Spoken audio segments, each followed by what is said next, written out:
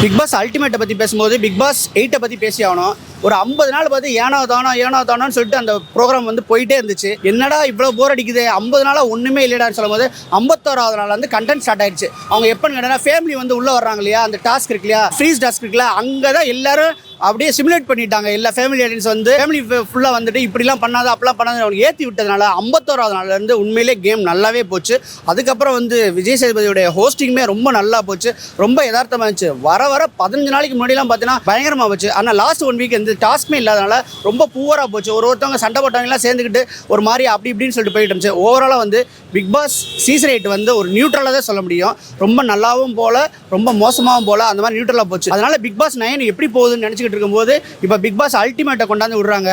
அவங்க பண்ண சேட்டை எல்லாமே வந்து அதனது குறும்படம் மாதிரி போட்டு காமிச்சு அவங்க என்னென்ன பண்ணாங்க, இது பண்ணது கரெக்டா இல்லை, நீங்கள் வந்து கேம் காணி பண்ணீங்களா, இல்லைன்னா நீங்கள் லைவ்லேயே நீங்கள் இப்படி தானா, எல்லாத்தையும் ப்ரூவ் பண்ண போகிறாங்க. இது வந்து பயங்கர மாசாக இருக்க போகிறதுல எந்த சந்தேகமே கிடையாது. என்ன பொறுத்தவரை பார்த்தீங்கன்னா பிக் பாஸ் 8ல் வந்து பார்த்தீங்கன்னா சீசன் அடித்த முத்துக்குமரன் இந்த மாதிரி எடுத்தாங்க. ஆனால் அவர் ஒருவேளை அவர் எடுக்காமல் முன்னாடி ஏதோ ஒரு சூழ்நிலை எவிக்ட் ஆகி போயிருந்தாங்கன்னா ஜாக்லின் வந்து இது எடுத்துக்கலாம். ஏன்னா அவங்க வந்து டே 1லேருந்து டே 100 வர வந்து அவங்களாவே இருந்தாங்க. எல்லாரும் சொல்லுவாங்க திடீர்னு இவங்க போய் அவங்க கிட்ட சேர்ந்துறாங்க, திடீர்னு இங்கேருந்து இங்கே ஜம்ப் பண்ண கிடையாது. அவங்களுடைய உண்மையிலே அவங்களுடைய ஹேபிட்டே வந்து எல்லாருமே அரவணைக்கணும், அன்பு அப்படிங்கிற மாதிரி ஒரு கான்செப்ட்ல உள்ள வந்தனால எனக்கு என்னமோ தீபக்கு அல்லது வந்து நம்ம ஜாக்லின் தான் கப் எடுத்திருந்தா இன்னுமே நம்ம ஹாப்பியாக இருந்திருக்கலாம். அந்த அளவுக்கு இருந்துச்சு.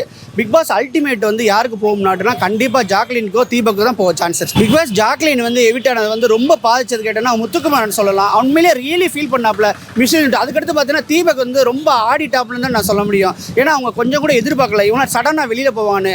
ஒன்றுமே இல்லைங்க, ஒரு கிரிக்கெட் மேட்ச் நடக்குது.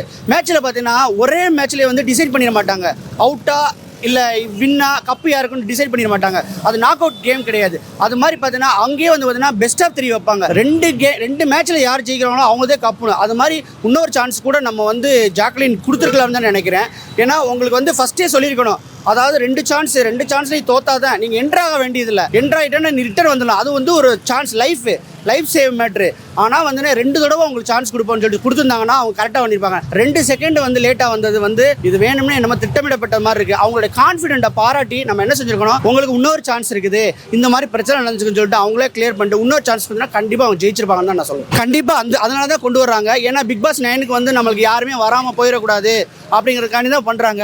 இன்னொன்று நிறைய யூடியூபர்ஸில் வாழ வைக்கலாம்னு கூட நினச்சிருப்பாங்களோ என்னமோ தெரியல. பிக் பாஸ் 8ல் விட்டவங்கலாம் பிக் பாஸ் அல்டிமேட்டில் நல்லா அதானே சொல்ற கண்டென்ட் போட்டு எல்லாம் நல்லா உங்கள் சேனலை க்ரோத் பண்ணுங்க. இல்லை யாரும் வரமாட்டாங்க இப்போதைக்கு வந்து அதுக்குள்ள அனௌன்ஸ்மெண்ட் எதுவுமே இல்லை.